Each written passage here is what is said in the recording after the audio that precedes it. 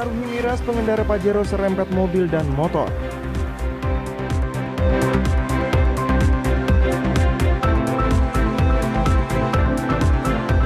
Sekda Papua Barat menyoroti kinerja honorer harus bekerja dengan tertib.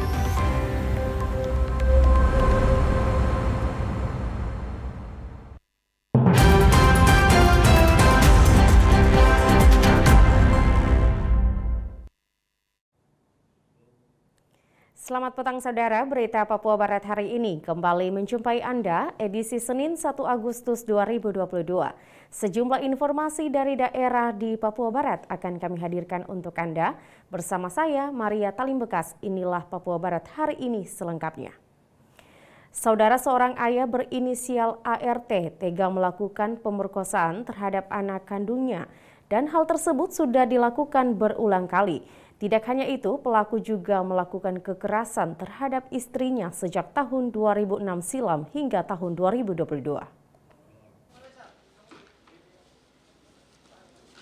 Setelah menerima laporan dan pemeriksaan sejumlah saksi terkait kasus kekerasan terhadap istri dan pencabulan serta pemerkosaan terhadap anak kandungnya sendiri, pelaku ART akhirnya berhasil ditangkap oleh Kepolisian Resort Manokwari saat hendak tiba di Bandara Rendani Manokwari sepulangnya dari Makassar beberapa waktu lalu.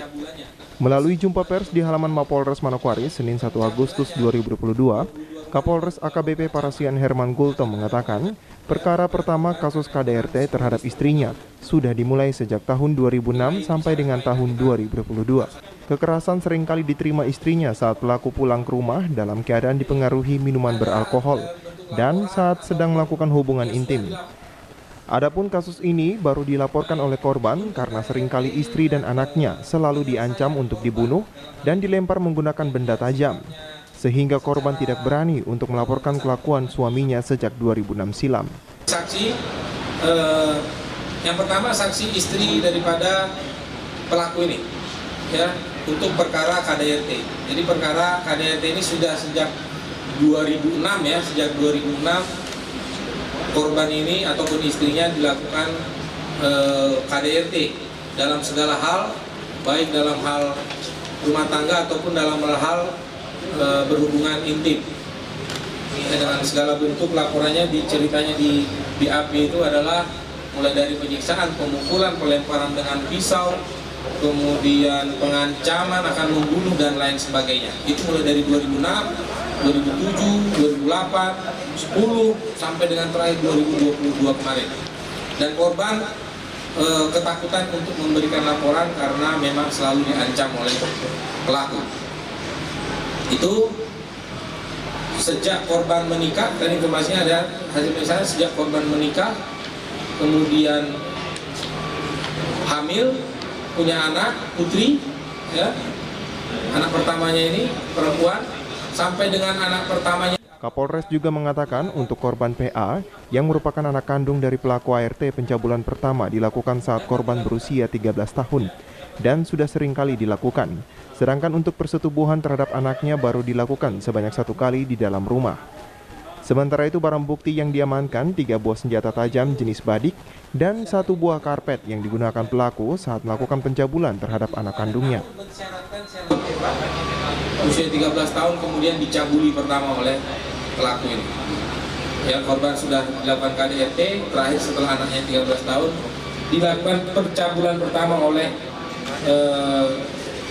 pelaku atau saudara ART. Kemudian untuk korban anak sejak umur 13 tahun dilakukan pencabulan, bahkan pernah dilakukan persetubuhan juga, betul ya?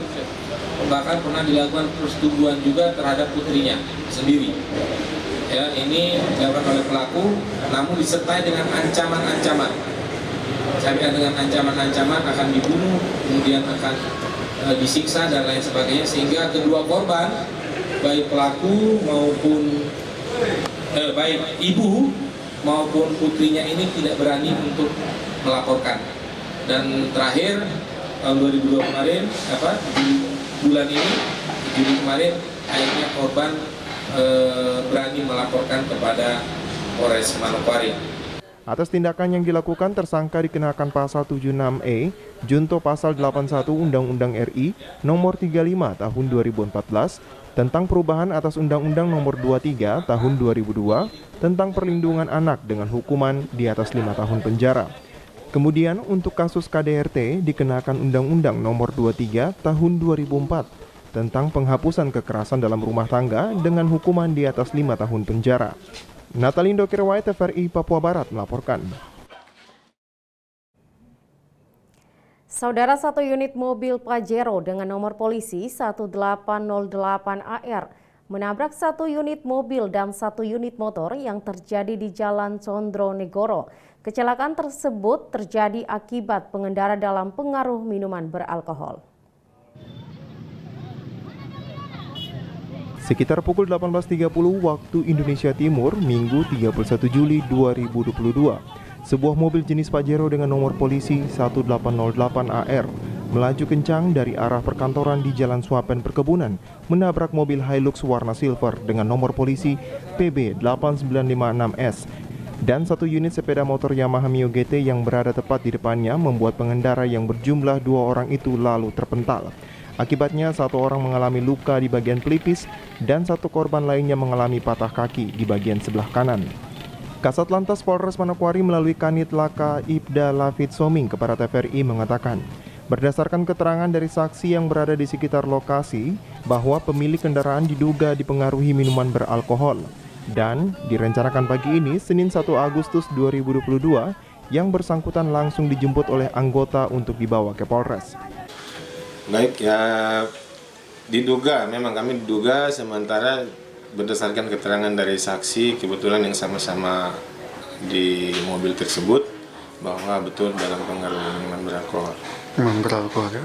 Dan sementara yang pembawa mobil sendiri sudah dalam proses untuk ke Polres ya, Komandan, untuk mempertanggungjawabkan. Ya, sudah. Jadi kami sudah bertemu sama keluarganya juga. Kami sampaikan bahwa yang bersangkutan pada saat kejadian tidak ada di tempat kejadian, mungkin karena takut diamuk massa. Jadi pagi ini kami rencana menjemput yang bersangkutan dan dibawa ke sini untuk diminta keterangan.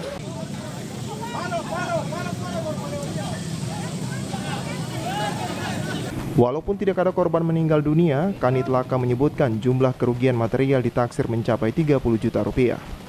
Natalindo Kirwai, TVRI Papua Barat melaporkan. Kita beralih ke informasi lain. Saudara Sekretaris Daerah Provinsi Papua Barat Nathaniel D. Mandacan berharap 10 pejabat di lingkup pemerintah Provinsi Papua Barat segera melapor LHKP tahun 2021 karena batas waktu yang diberikan sudah lewat.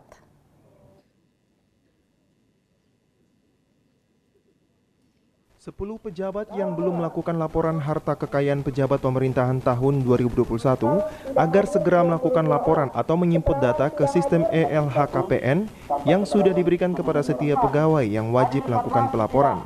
Diharapkan agar segera ditindaklanjuti, sehingga KPK jangan terus mengingatkan pemerintah Provinsi Papua Barat terkait pelaporan yang belum dilakukan. Dalam apel gabungan yang dilaksanakan pada Senin 1 Agustus dengan tegas, Sekretaris Daerah Papua Barat Nathaniel D. Mandacan berharap 10 pejabat yang belum melakukan penginputan laporan harta kekayaan pejabat pemerintah tahun 2021 segera bertemu dengan Sekda di ruangannya sekaligus membawa laporan tertulis karena batas yang diberikan tanggal 31 Maret 2022.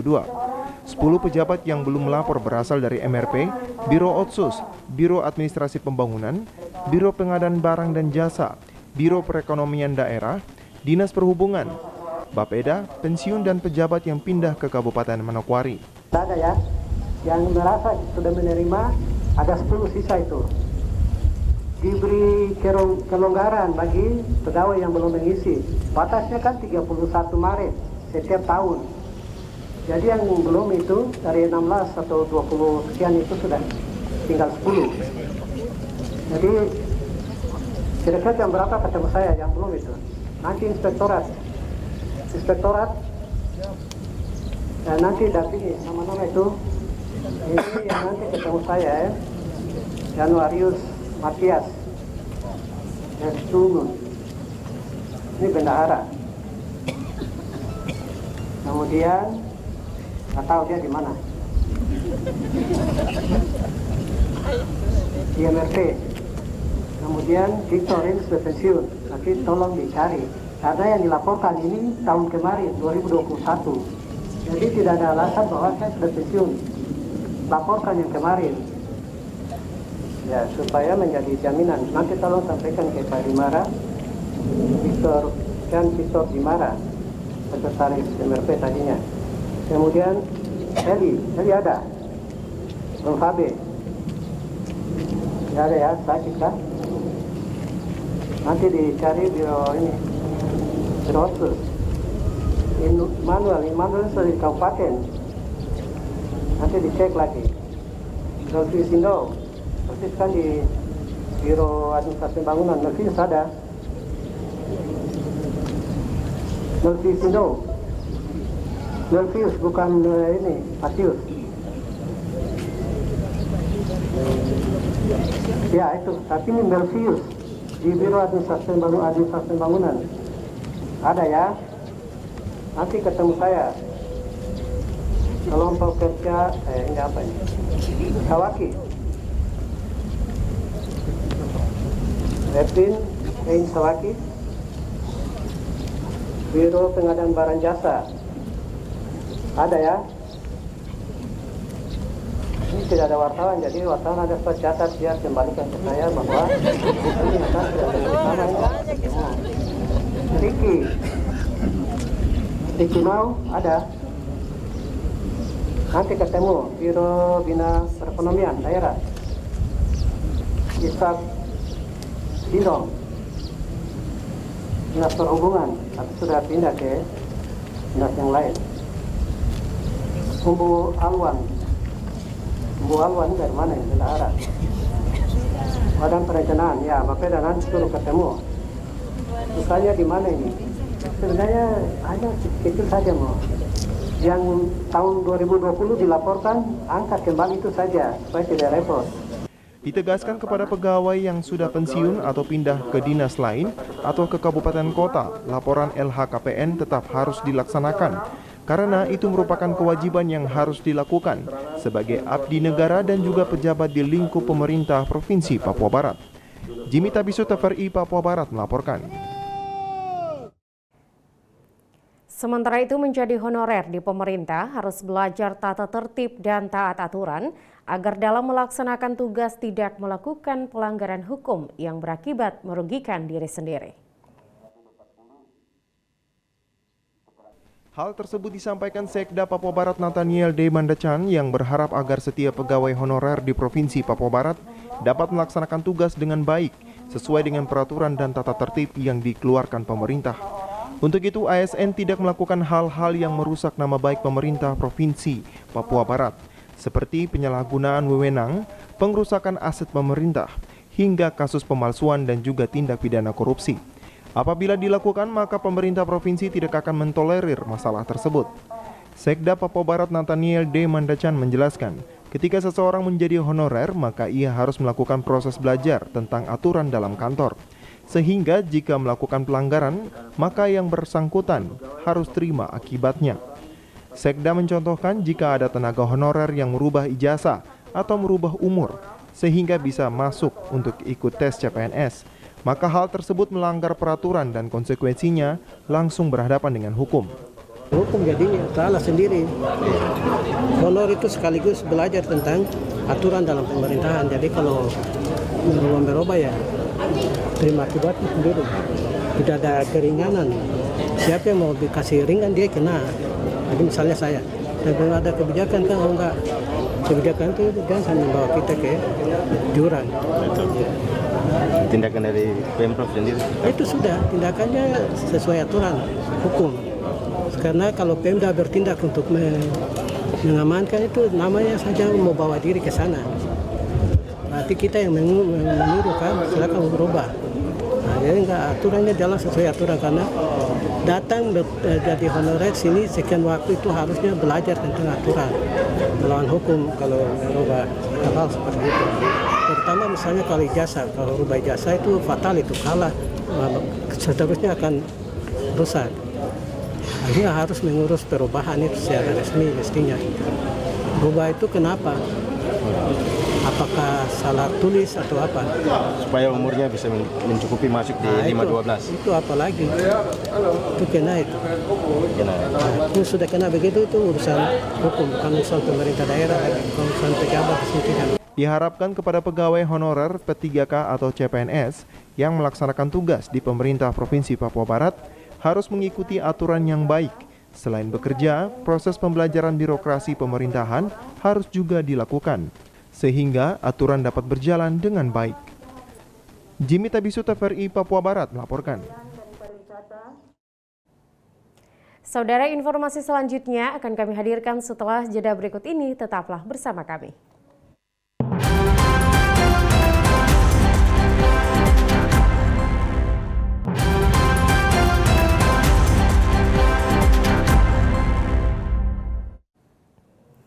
Terima kasih Anda masih bersama kami. Saudara, TNI Angkatan Laut Koarmada 3 menggelar latihan keladi tugas tempur tingkat 3 dengan melibatkan 7 kapal perang, 6 tank marinir, 1 helikopter, dan 641 personel. Sebanyak 641 personil TNI Angkatan Laut Koarmada 3 dilepas dalam suatu upacara militer oleh Panglima Koarmada 3 Laksamana Muda TNI Irwansyah yang berlangsung di markas Koarmada 3 Katapop, Kabupaten Sorong, Papua Barat. Latihan tempur TNI Angkatan Laut Koarmada 3 ini melibatkan 7 kapal perang atau KRI, 6 tank marinir, 1 helikopter, dan 641 personil yang berlangsung di Pantai Warmenum, Sausapor, Kabupaten Tambrau. Ratusan pasukan pendarat dari pasukan marinir melakukan upaya pendaratan dan melakukan aksi baku tembak yang terjadi di malam hari maupun siang hari dengan perlengkapan lengkap saat melakukan pendaratan di Pantai Warmenum. Panglima Komando Armada 3 Laksamana Muda TNI Irwansyah sebagai pimpinan umum latihan Pimumlat mengatakan, latihan tersebut dilaksanakan dalam rangka meningkatkan kemampuan dan pemantapan penguasaan doktrin, teknis, dan prosedur secara tepat. Selain itu, latihan yang dilaksanakan ini merupakan salah satu program prioritas Kepala Staf Angkatan Laut Kasal Laksamana TNI Yudo Margono dalam pembangunan ADM TNI Angkatan Laut yang unggul, serta penyelenggaraan doktrin, operasi latihan, dan sistem latihan yang fleksibel dan adaptif terhadap dinamika situasi terkini. Lebih lanjut, kata Pangkor Armada 3, dalam latihan tersebut, personil yang terlibat adalah 641 prajurit dari unsur gelar Koarmada 3 yang terdiri dari KRI Teluk Lada 521, KRI Teluk Weda 526, KRI Teluk Pondama 527, KRI Madidihang 855, KRI Posepa, dan Dislambair Koarmada 3 serta Pasmar 3 Sorong. Ini latihan ini merupakan latihan rutin untuk Armada 3. Ini merupakan latihan puncak dari Armada 3. Kita melibatkan seluruh kekuatan yang bisa kita libatkan. Antara lain kita mengerahkan kapal, ada 7 KRI, 7 kapal perang, baik besar dan kecil. Kemudian juga kita mengikutkan helikopter 1, Helibel. Kemudian kita juga membawa tank, ada 6 tank dari marinir yang kita ikut libatkan. Kemudian pasukan personil sejumlah 641 orang. Nah, tujuan latihan ini yang sudah tentu saja kita untuk melatih ketangguhan prajurit kita, profesionalisme mereka, dan ketangkasan mereka dalam melaksanakan latihan-latihan dasar yang sudah kita berikan secara rutin, bertingkat, dan berjenjang. Pelaksanaan latihan dimulai sejak tanggal 18 sampai dengan 31 Juli 2022. Dengan daerah latihan meliputi Pangkalan Koarmada 3 Perairan Sorong, Selat Sele, Perairan Pantai Utara Papua. Dari Sorong, Mikael Jasman, TVRI Papua Barat melaporkan.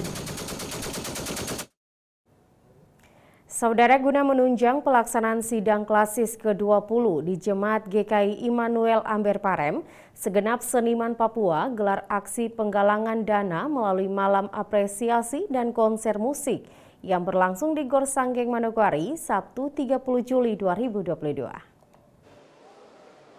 Posisi kemitraan antara gereja dan pemerintah memiliki hubungan yang sangat erat dan tak dapat dipisahkan dan saling melengkapi. Karena peran gereja dalam pembangunan manusia melalui mental dan spiritual, Mewakili Bupati Manokwari, Sekda Manokwari Henry Sembiring dalam sambutannya menyampaikan, posisi kemitraan antara gereja dan pemerintah tidak dapat dipisahkan, bahkan saling melengkapi satu dengan lainnya. Karena gereja berperan penting dalam membangun mental dan spiritual manusia. Memiliki posisi kemitraan yang saling melengkapi. Gereja lebih giat dalam pembangunan mental dan spiritual, namun di era dewasa ini kita diperhadapkan ada berbagai tantangan dan persoalan baik secara global maupun lokal. Peran gereja memiliki posisi strategis dalam membangun mental spiritual jemaat dengan pola pelayanan, dan tanpa disadari juga bahwa peran pemerintah yang awalnya bersifat mengatur telah mengalami perubahan paradigma dalam mengutamakan pelayanan publik sejalan dengan perkembangannya. Sembiring menambahkan budaya merupakan jati diri suatu bangsa. Maka siapapun termasuk pemerintah wajib untuk menghormati budaya, dan sebagai dukungan serta sponsor yang diberikan, maka ia mengutip suatu nats dari kitab Markus 6 ayatnya yang 38, yaitu tentang perumpamaan 5 roti dan 2 ikan. Karena dengan mengangkat kembali musik dan budaya tradisional yang sudah hampir terlupakan oleh generasi muda Papua, secara tidak langsung kita telah mengangkat kembali identitas kita sebagai orang Papua. Oleh karena itu, kami sebagai pemerintah Kabupaten Manokwari akan tetap mendukung setiap kegiatan yang berhubungan dengan budaya. Karena budaya adalah jati diri sebagai suatu bangsa, maka siapapun termasuk pemerintah wajib menghargai budaya. Markus 6 ayat 38 berkata begini, tetapi ia berkata kepada mereka, berapa banyak roti yang ada padamu? Cobalah periksa. Sesudah memeriksanya mereka berkata, 5 roti dan 2 ikan.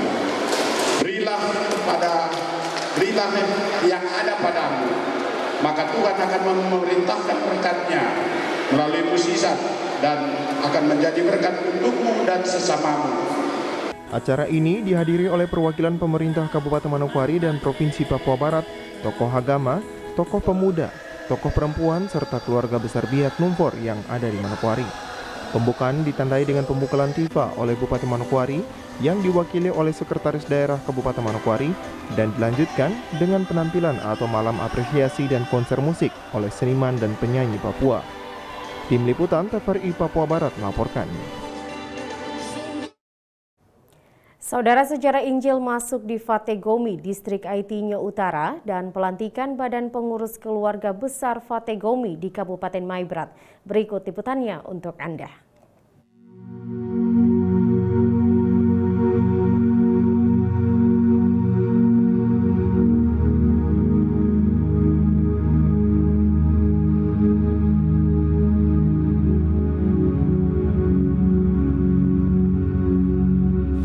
Distrik Aitinyo Utara sebelumnya adalah Kampung Fategomi yang merupakan gabungan dari Kampung Fan, Tehak, Gosames, serta Kampung Miravan, dan berada di bawah pemerintahan Kecamatan Aitinyo, Kabupaten Sorong, dan selanjutnya dimekarkan menjadi Kabupaten Sorong Selatan. Kemudian, guna memenuhi persyaratan pemekaran daerah otonomi baru, maka Kampung Fategomi juga dapat dimekarkan sejak tahun 2008 menjadi Distrik Aitinyo Utara dengan 12 kampung dalam rangka memenuhi persyaratan terbentuknya Kabupaten Maibrat.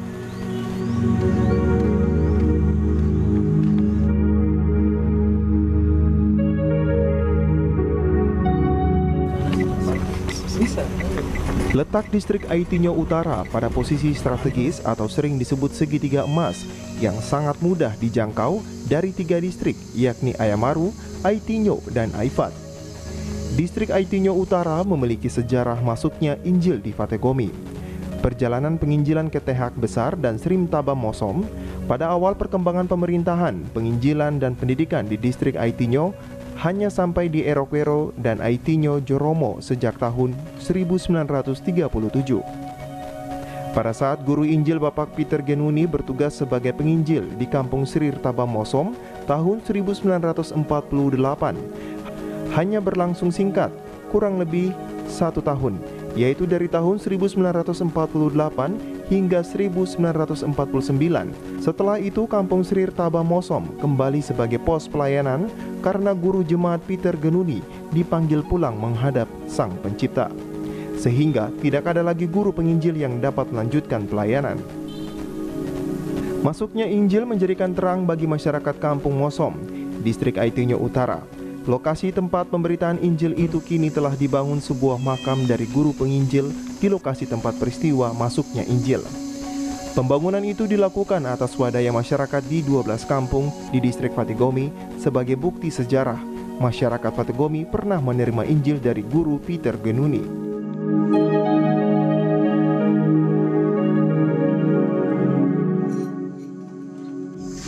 Hamba Tuhan ada berapa datang dibagi, terus ada 3, satu di daerah Kampung Jabon, terus satu Peter Genoni, namanya Peter Genoni, 7. Jadi makanya situs orang tua jenazah orang tua orang Kayus ini, pendeta ini dimakamkan di sini zaman dulu orang tua, kan tinggal sampai Mari 2021 ini. Dibangun. Nah, 2021 semua masyarakat dari kami punya ada 5 kampung. Nama Kampung Vandaya. Sampai program jalan, kami swadaya dan 5 kampung swadaya kumpul uang. Kami pakai alat beko ini, pakai mulai dari ujung kampung tadi. Dari situ gusur sampai masuk di sini. Pada tanggal 1 November 1948, guru jemaat Elisama Regoi tiba di Tehak Besar dan melanjutkan perjalanan masing-masing ke Srir Taba Mosom, Jitmau, Ikuf, dan Kampung Isir. Perjalanan yang sangat panjang dan melelahkan ini terjadi karena wilayah ini merupakan wilayah pedalaman dan pegunungan.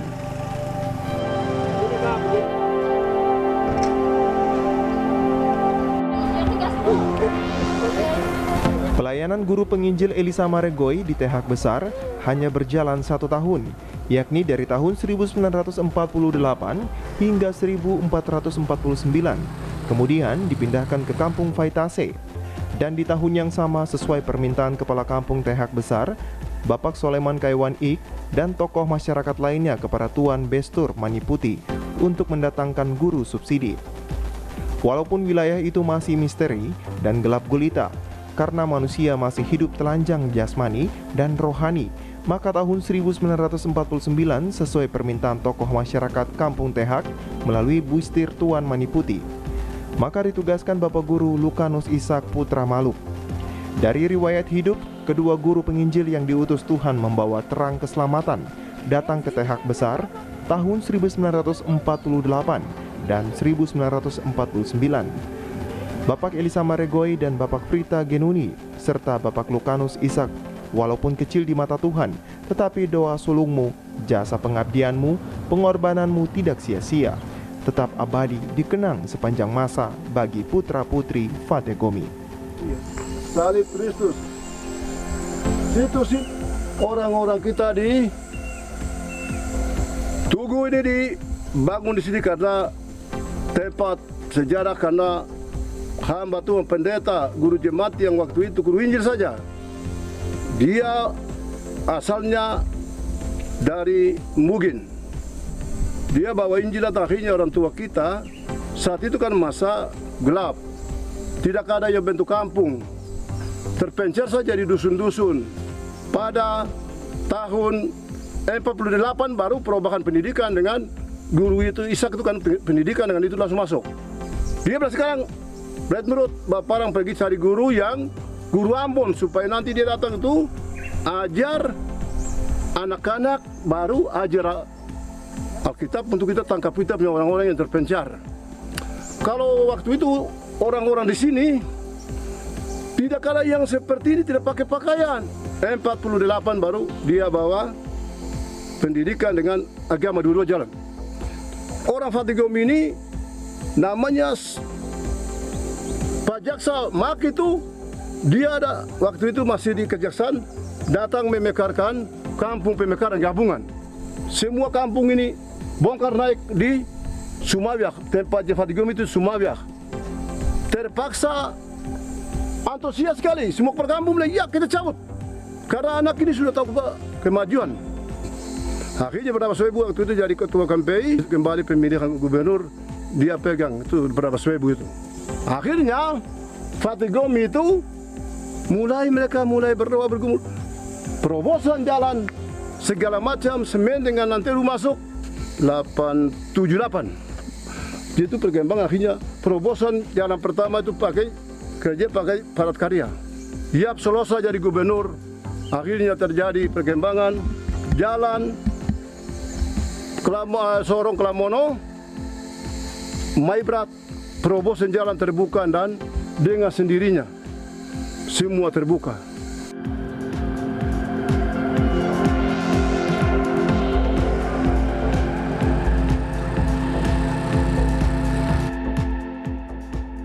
Sekilas, cerita masuknya Injil dan pendidikan di distrik Aitunyo Utara telah terjadi satu perubahan besar bagi anak-anak kampung Fatigomi.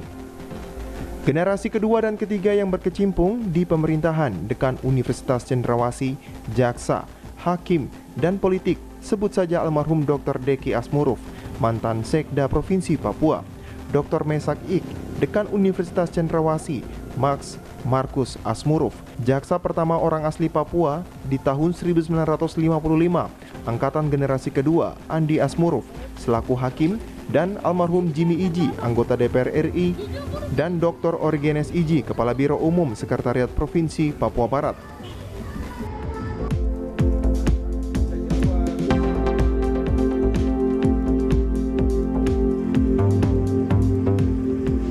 Suksesnya anak-anak Fatigomi di Papua dan Papua Barat, mereka akhirnya membentuk satu lembaga yang disebut Perkumpulan Keluarga Besar Fatigomi atau PKBF.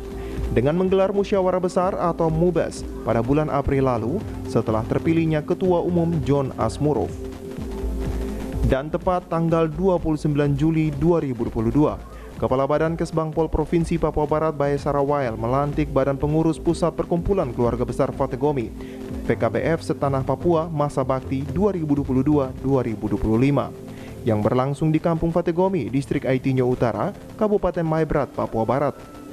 Pelantikan tersebut dihadiri Kepala Badan Kesbangpol Provinsi Papua Barat Bae Sarawael, Sekretaris Daerah Kabupaten Sorong Selatan dan Cenau, Majelis Rakyat Papua Samuel Kambuaya, Kapolres Maibrat AKBP Glenn Mole, dan perwakilan Pemda Maibrat.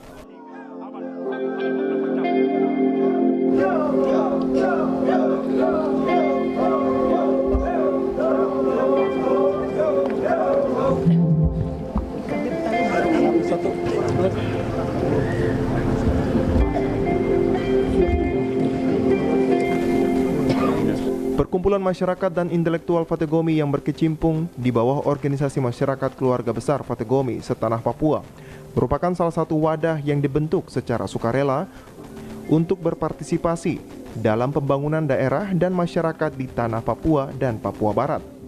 Tujuan pelaksanaan pelantikan dan pembuatan laporan ini adalah yang pertama, untuk melegitimasi Badan Pengurus Pusat Perkumpulan Keluarga Besar Fatigomi Setanah Papua Masa Bakti 2022-2025 yang permanen. Sementara itu, Kepala Badan Kesbangpol Provinsi Papua Barat Bae Sarawael mengatakan, dengan diterbitkannya Undang-Undang Nomor 2 Tahun 2021, ada perubahan kedua Undang-Undang tentang Otonomi Khusus di Tanah Papua. Peraturan pelaksanaannya Nomor 106. Ada amanat penting untuk masyarakat adat perlindungan. Keberpihakan dan pemberdayaan perlu diaplikasikan bagi organisasi PKBF yang baru dibentuk. Begitu kita masuk di Fatigomi, banyak baliho-baliho ucapan syukur atas kegiatan ini. Panitia juga rapi, laporan keuangannya lagi apalagi. Kemudian prosesi pelantikan luar biasa, ada benderanya, panji kehormatan organisasi luar biasa, SK Kementerian Hukum HAM luar biasa.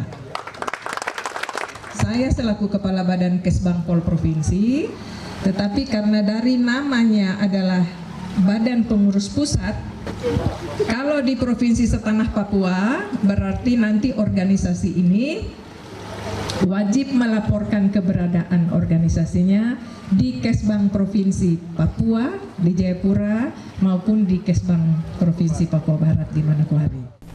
Sementara itu, Ketua Umum terpilih PKBF periode 2022-2025 John Asmuruf berharap kepada seluruh masyarakat Fategomi yang ada di Papua dan Papua Barat ke depan harus berubah dan bersatu.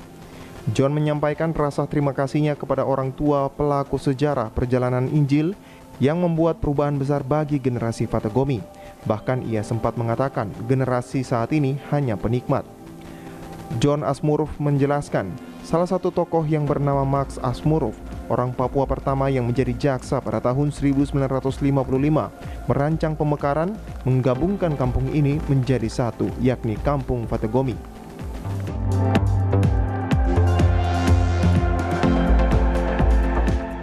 Kita yang dulu kita adalah penikmat leluhur kita. Ya toh, mereka sudah meninggal, bahkan ada yang masih ada.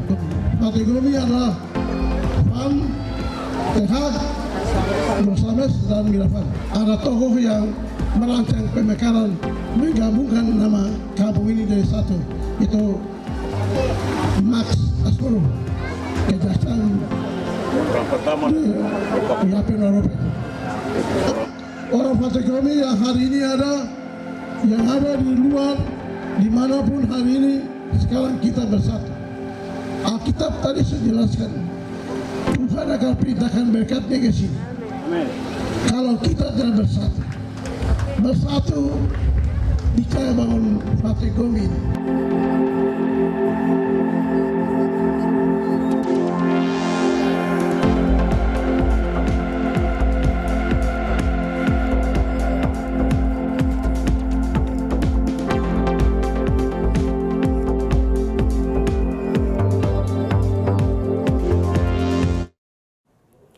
Saudara, informasi Injil masuk Fategomi menutup jumpa kita pada Papua Barat hari ini.